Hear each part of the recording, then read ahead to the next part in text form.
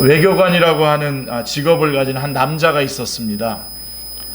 그는 늘 일에 쫓겨서 외국에 출장도 잦고 또 모든 일이 너무 바빠서 그래서 가정과 아이들에게 신경을 별로 쓰지 못했습니다. 어느 날 모처럼 휴일이 되어서 그는 생각하기를 오늘은 좀 낮잠이나 실컷 자고 미루었던 책이나 보면서 하루를 쉬어야 되겠다라고 생각을 했는데 그의 아내는 그렇지 않았습니다. 그러지 말고 아이들하고 바람이나 쐬고 오라고 닥달을 하는 것입니다. 가만히 생각해 보니 집에 있었다가는 아내 등살에 견딜 수 없을 것 같아서 부득이 아이들과 같이 낚시질을 나갔습니다. 아이들은 좋아서 마구 뛰어놀면서 한껏 즐거워했습니다. 그들은 집에 돌아왔는데 이 외교관, 이 남자는 그날 일기장에 이렇게 썼습니다. 오늘은 아이들과 낚시를 다녀왔다. 소중한 하루를 낭비해버렸다. 이렇게 썼습니다. 그러나 그 아들 중에 하나는 이제 커서 역사가가 되었는데 그의 어린 시절을 회고하게 될 때 이제 옛날 일기장을 보았습니다.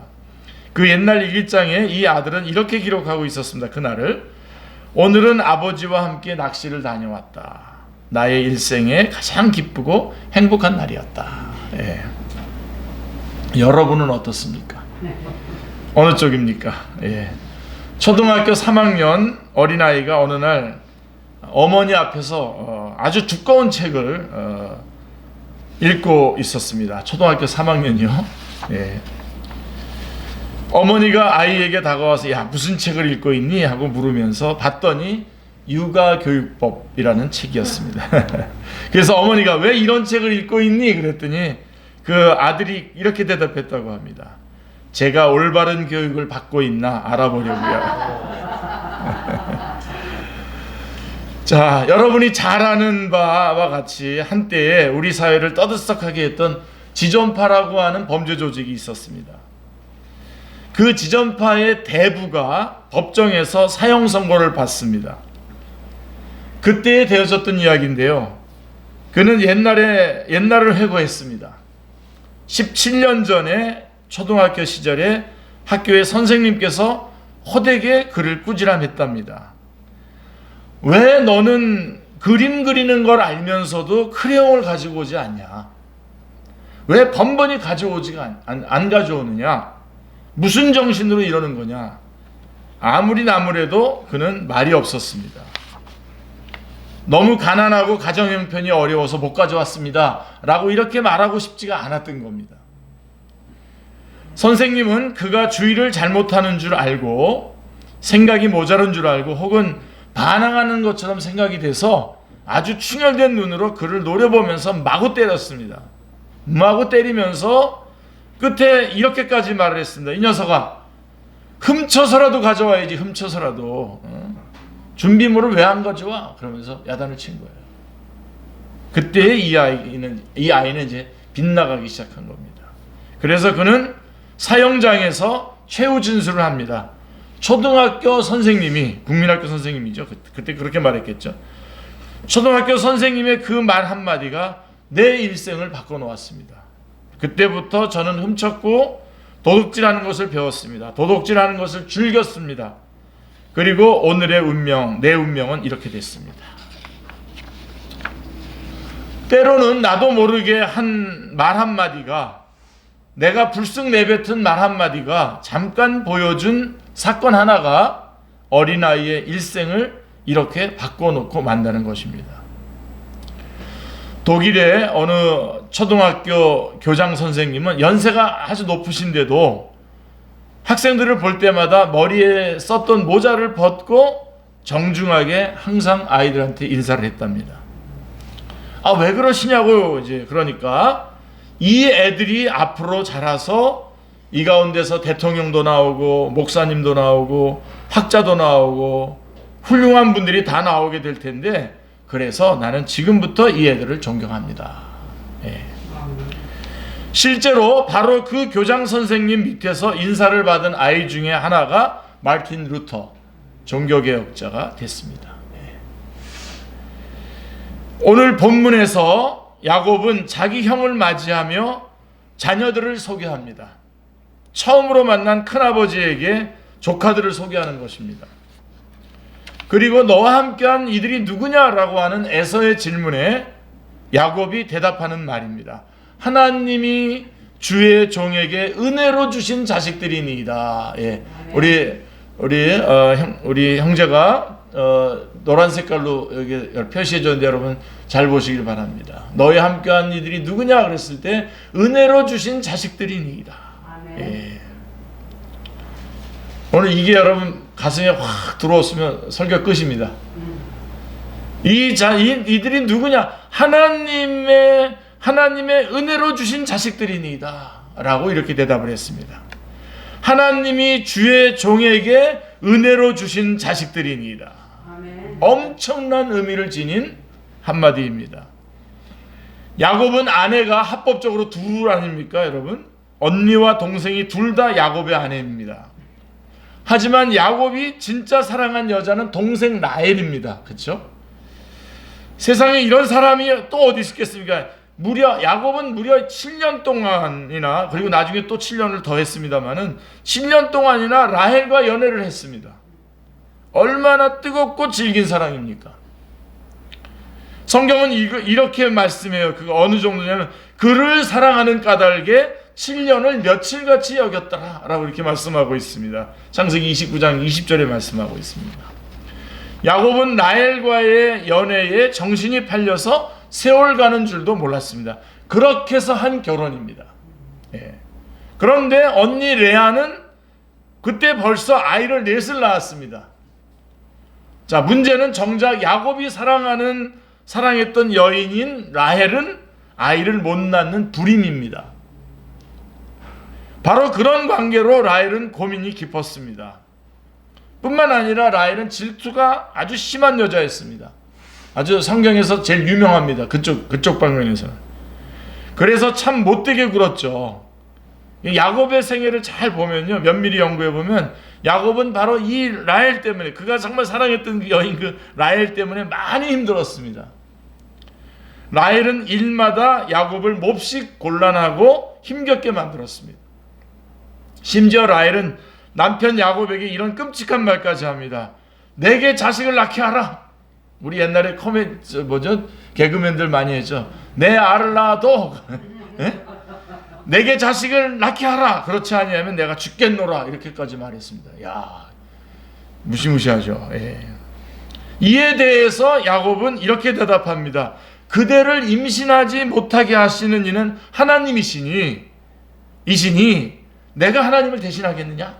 라고 대답을 합니다. 근데 굉장히 대답이 별로 힘이 없어요. 자, 그런데 이 불임의 여인 라헬에게 하나님께서 은혜를 베푸셔서 그 유명한 요셉이라고 하는 아이가 바로 이 라헬에게서 태어납니다. 그리고 그 동생 베냐민도 태어나게 되죠. 불임 여인 라헬이 아들을 둘이나 낳게 된 것입니다. 자, 그러는 동안에 20년의 세월이 흘렀습니다. 7년, 6년 그래가지고 20년의 세월이 흘렀습니다. 이제 그 야곱이 자기 모든 가족을 데리고 형님 에서를 만나러 갑니다. 하나님이 또 돌아가라 그랬어요. 에서는 400명의 장정들을 데리고 동생 야곱을 만나러 나옵니다. 저 이거 한번 나중에 물어보려고 그래요. 전국 가서 400명이나 왜 이렇게 데리고 왔냐고. 그야말로 야곱은 이제 완전히 독에 든 쥐 신세가 되었습니다. 예. 형님이 살려주면 사는 거고요, 죽이면 죽는 겁니다. 20년 동안이나 서로 원수로 지낸 사이입니다. 예. 형님은 지금껏 동생을 죽이겠다고 이를 갈고 있었습니다. 그런 가운데에 야곱이 형님을 만납니다. 자, 7번 엎드려서 절을 하고 예물을 앞에다 세우고 정성을 다해서 형님을 만나는데요. 자, 하나님이 역사해 주셔서 에서도 그에게 호응하면서 동생 야곱을 아주 반갑게 대해줍니다. 예. 눈물이 펑펑 쏟아졌을 겁니다. 이때 제가 중학교 때 선생님 1학년 때 우리 담임 선생님 이름도 기억나는데요. 허동욱 선생님이라고. 이 선생님은 이렇게 가리키다가 누가 잘못하잖아요. 그러면 너 나와 그래요. 나와. 그럼 막 나오는 동안에 자기도 뛰어 들어가요. 그래가지고 막 때릴 것 같더니 막 끌어갖고 뽀뽀를 쫙 해줘요. 그러니까 우리가 다 같이 소름이 쫙 솟는 거야. 지금 그 장면이에요. 지금 이게. 지금 야곱은 이제 죽었구나. 그래가지고 이 팀을 나눠가지고 어떻게 하면 그 대책도 세우고 절도 하고 선물도 준비하고 그래서 이제 에서가 나를 어떻게 할까 그랬는데 와서 끌어안는 거예요. 지금. 예. 소름이 쭉 솟는 거죠. 예. 하나님이 역사해 주셨기 때문입니다. 예. 서로 끌어안고 입을 맞춥니다. 여기서 그 유명한 고백이 나오잖아요. 야곱에 내가 형님의 얼굴을 배운즉 하나님의 얼굴을 보았습니다. 하나님의 얼굴. 형님의 얼굴에서 하나님의 얼굴을 봤다는 겁니다. 예. 얼마나 감격이 컸겠습니까? 20년간 원수로 지내다가 이제 화합하는 시간입니다. 이 화목의 은혜가 얼마나 컸겠습니까? 이제 형님 에서가 아우에게 묻습니다. 자, 오늘 우리가 어린이 주일날 꼭 한번 꼭 점검하고 이제 붙잡고 나가야 될 말씀인데요. 자, 형님이 에서가 아우에게 묻습니다. 너와 함께한 이들은 누구냐? 야곱이 대답합니다. 하나님이 주의 종에게 은혜로 주신 자식들이니이다. 아멘. 은혜로 주신 자식들이니이다. 예. 자, 하나님께서 주셨으니 사람의 일이 아니라는 뜻입니다. 예. 하나님의 일이란 말입니다. 예. 하나님께서 주신 생명입니다. 은혜로 주신 것입니다. 예. 야곱의 의로 받은 것이 아닙니다. 야곱의 행동, 야곱의 거룩함, 야곱의 어떤 선한 일에 대한 보상이 아니라 오로지 하나님의 은혜로 주신 자식이라는 것입니다. 아멘. 은혜입니다, 여러분. 야곱은 잘못이 많은 사람입니다, 여러분. 예. 그러나 하나님께서 은혜로 자식들을 주셨습니다. 아멘. 이기남 목사님의 이기남 목사를 볼 때의 목회 전반기에는 아주 좀 악독했고 후반기에는 좀 은혜로웠다고 하는데 제가 좀 악독했던 그 시절에 우리 김영 집사님이 애를 낳았어요. 근데 본인은 기억할지 모르겠는데 거기까지 가가지고 제가 말했는데 아는지 모르겠어요. 야, 애가 손가락이 5이고 다 아주 정상이다. 제가 그랬는데 그때 아파서 애 낳고 나서 생각 못했겠지만 저 나름대로는 너 그렇게 살았는데 이렇게 정상적인 애가 나왔네 그러면서 물어봤던 건데 아니 제가 악독한 시절에 그랬다는 겁니다. 지금은 아니고요. 정말 기적이죠. 정말 우리가 여러분의 자녀들을 보시길 바랍니다. 기적입니다. 기적. 우리는 하나님 앞에서 몹시 부족했지만 하나님께서는 은혜로 그 모든 허물을 다 덮어주시고 귀한 생명을 우리 가정에 주신 겁니다. 아멘. 여태까지 나의 모든 잘못과 잘못된 길을 걸어갔던 것들을 다 덮어주신 겁니다. 은혜로 아멘. 다 덮어주시고 이 자녀를 주신 겁니다. 아멘. 은혜의 열매입니다. 네, 오늘 이거 꼭 붙잡으셔야 돼요. 기적입니다. 은혜와 기적의 역사입니다. 우리의 자녀들은. 네. 의학적으로도 사람이 어떻게 태어나는지 알아보면요, 이 한 생명이 태어난다는 건 이건 기적입니다, 여러분. 예. 남자가 한번 사정을 하면요, 정자의 수가 무려 5억이나 된다고 합니다. 그 5억 가운데에 하나가 당선돼서 생명이 태어난다는 것입니다. 그러니까 5억분의 1이에요, 5억분의 1. 5억분의 1 기적, 이거 기적에 가까운 확률 아닙니까? 그런데 더 놀라운 것은 5억분의 1이라면 나머지는 다 필요 없고 딱 정자 하나만 있으면 될 것 같은데 아니랍니다. 이게 이제 5억이 다 필요하다는 겁니다. 그래서 정자 5억이 수정될 때까지 쭉 올라가는 동안에 장애물이 참 많은데 그것들을 피해서 가는 동안에 대부분이 다 죽고 오직 한 60개 정도만 이제 난자 앞에 선답니다. 예, 그래서 이제 또 거기서 또 대부분이 난자를 들이받다가 안으로 들어가지 못한 채 다 죽고 맨 마지막에 딱 하나만 마침내 열린 문으로 들어가게 되는 것이라는 겁니다. 예. 야, 기적이죠. 예. 하나님의 은혜입니다. 그래서 예. 한 생명이 태어난다는 것은 이건 보통 기적도 보통 기적이 아닙니다. 엄청난 기적입니다. 하나님의 은혜요, 또 의학적으로도 이건 기적인 것입니다. 그래서 주어진 자녀들입니다. 아멘. 오늘날 세상에 불임이 얼마나 많습니까? 여자만이 아니라 요새는 남자 때문에 불임이 되는 경우가 많아졌다고 합니다. 운동을 안 하고 책상에만 붙어 앉아 있으니 정자가 비실비실하고 그 수도 많이 모자라다는 것입니다. 그래서 정자의 수가 3억 이하로 떨어지면 자연 임신이 어렵고요, 인공 수정을 할 수밖에 없다고 합니다. 여러분, 은혜로 주신 자녀입니다. 아멘. 은혜로 주신 자녀, 기적으로 주시고 은혜로 주십니다. 아멘. 하나님께서 은혜로 주셨다는 감격이 있어야 됩니다. 예. 그 안에 하나님의 용서가 있고 사랑이 있고 은총이 있음을 알아야 됩니다. 아멘. 이 자녀를 보면서 이것 자체가 나의 모든 것들을 다 덮어주시고 하나님의 은혜로 주신 것이구나, 은혜의 덩어리구나 라고 하는 것을 볼 수 있어야 됩니다. 아멘. 그래서 자녀들이 자라는 모습을 볼 때 진심으로 하나님께 감사할 수 있는 겁니다. 하나님, 정말 감사합니다. 자녀들을 볼 때 여러분 신기하지 않습니까? 우리는 여기 해림이도 지금 우리가 직접 보면서, 어떤 분들이 그래요. 여기 예배 드리는데 아이 소리가 나니까 그냥 예배 전체가 다 아주 살아나는 것 같다고. 신기합니다. 저는 아직도 뭔가 두렵습니다. 순간순간 은혜를 느끼고 은혜를 고백할 수 있어야 됩니다. 감사와 찬양이 있는 거죠.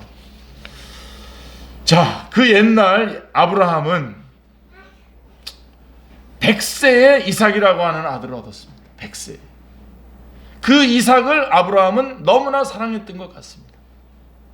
그 탓에 하나님을 사랑하는 마음까지도 얼마간 등한히 여기게 되지 않았나 싶습니다. 하나님께서 아브라함을 부르십니다. 내 아들, 내 사랑하는 독자 이삭을 데리고 모리아 땅으로 가서 내가 네게 알려준 한 산 거기서 그를 번제로 드리라. 청천벽력 같은 이야기죠. 이에 아브라함은 참 많은 고민을 했을 것 같습니다.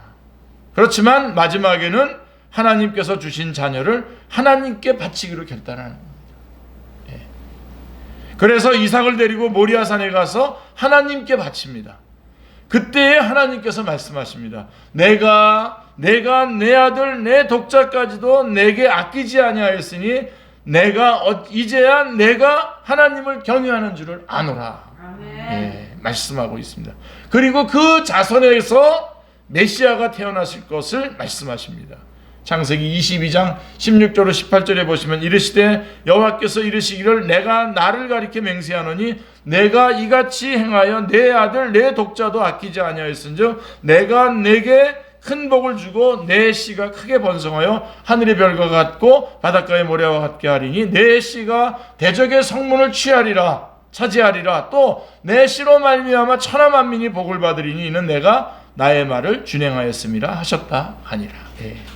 얼마나 큰 복입니까? 은혜로 주신 자녀니 감사하고 사랑해야 하겠지만 또 이 하나님께서 은혜로 주신 이 자녀는 하나님께 바쳐야 합니다. 하나님의 뜻에 따라서 움직여야 합니다. 아멘. 바쳐야 될 때는 바쳐야 되지 않겠습니까? 하나님께서 주신 것이니 하나님께 바치는 것이 당연합니다. 그러니까 우리의 자녀들은, 우리 어린이들은, 우리 자녀들은 하나님의 은혜로 주신 것이요, 이것은 하나님께 드려야 되는 자녀인 것입니다.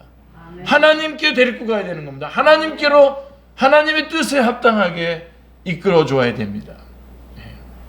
은혜로 주신 자녀입니다. 할렐루야. 참으로 귀한 말씀입니다. 랍비의 교훈을 담은 복된 사람이 누구냐라고 하는 책이 있습니다. 복된 사람의 유형 10가지를 말해주고 있는데요, 10가지를 다 말할 수 없고요. 첫째로 복된 사람은 죽을 때까지 건강한 사람이라는 것입니다.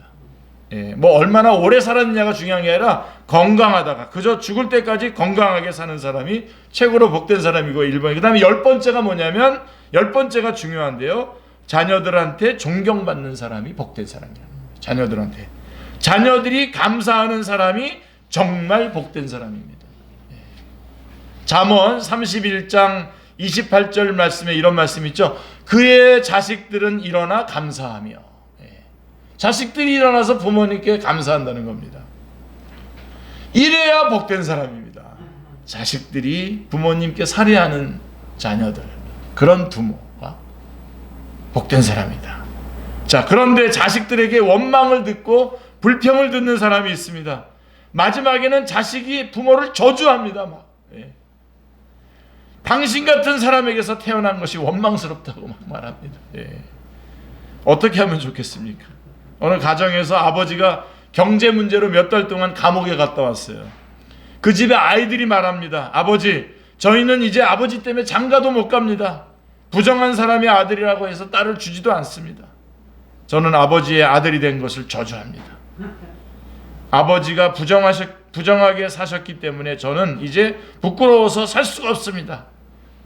참 기가 막힌 이야기 아닙니까, 여러분? 자, 이와는 정반대를 한번 여러분 상상해 보시기 바랍니다. 정반대를. 자식이 부모님께 감사의 마음을 표합니다. 네. 아버지, 어머니 감사합니다. 저를 낳아주시고 키워주셔서 감사합니다. 아버지, 어머니의 명예를 높이며 살게 해주셔서 감사합니다. 얼마나 귀한 모습입니까? 자, 근데요, 오늘 여러분들이 또 하나 이제 꼭 붙잡으십시오. 그런데 부모가 자식에게서 이런 감사를 받으려면 한 가지 전제가 필요합니다. 부모가 먼저 자식에게 감사해야 됩니다. 부모가 먼저 자식에게 감사해야 한다는 것입니다. 태어나줘서 고맙고, 잘 자라줘서 고맙고, 학교 다녀줘서 고맙고. 저는 이거 진짜 실감했던 건데, 학교를 안 간다 그러면 어떡하지? 근데 일어나서 가더라고요, 그렇게. 학교 다녀줘서 고맙고. 이 어려운 세상 사느라고 어려울 텐데, 이렇게 잘 커줘서 고맙고. 정말입니다. 우리 때는요, 우리보다 뭐 좀 더는 조금 공부하면 좀 뭐 좋은 대학도 가고 그랬어요. 근데 요즘은요, 죽어라 공부해도 어렵더라고요, 보니까. 하도들 뭐, 근데 그냥 열심히 건강하게 이렇게 커줬으니 얼마나 감사합니까? 이렇게 부모가 자식에게 감사해야 됩니다. 감사는 감사를 낳습니다.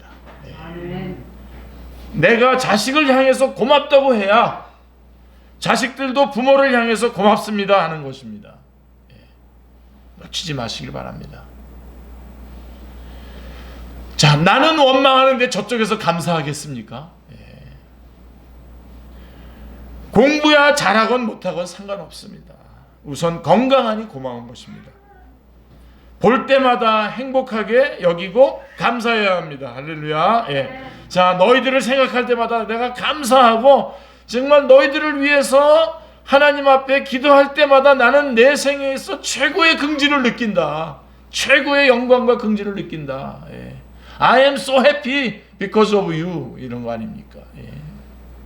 너 때문에 기쁘고 너를 위해서 기도하는 이 시간이 가장 행복하고 가장 복되고 가장 긍지가 넘치고 나에게서 가장 영광스러운 시간이다. 이렇게 되어야 아이들 역시 하나님 앞에서 감사합니다. 이런 부모를 주셔서 감사합니다. 감사는 감사로, 은혜는 은혜로 이어집니다. 할렐루야. 자, 미국의 제16대 대통령인 아브라함 링컨은 이런 말을 남겼습니다. 내 현재의 생활 전부와 내가 바라는 생활 전부는 천사 같은 내 어머니께 배운 것입니다. 이 아브라함 링컨의 고백입니다. 근데 여러분, 아브라함 링컨의 어머니가 계모인 거 아시죠? 여러분, 계모입니다. 아주 중요한 얘기입니다, 여러분.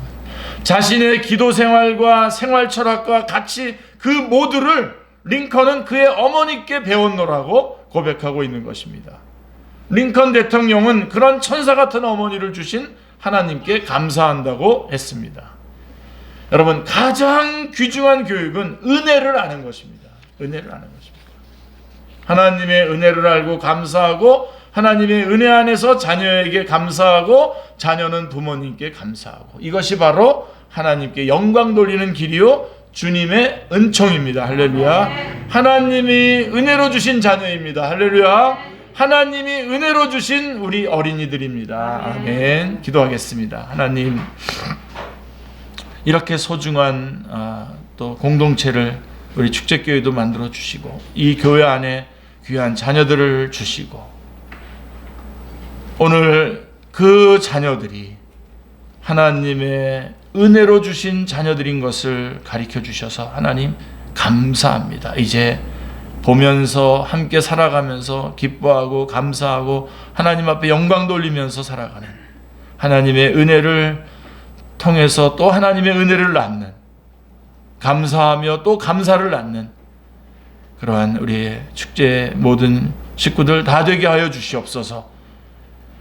하나님의 은혜로 주신 자녀임을 고백하며 또 직접 그렇게 칭찬해 주며 또 저희도 정말 진심으로 그래서 하나님 앞에 감사하며 나아가는 저희들의 남은 생에 저희들의 공동체 되게 하여 주시옵소서.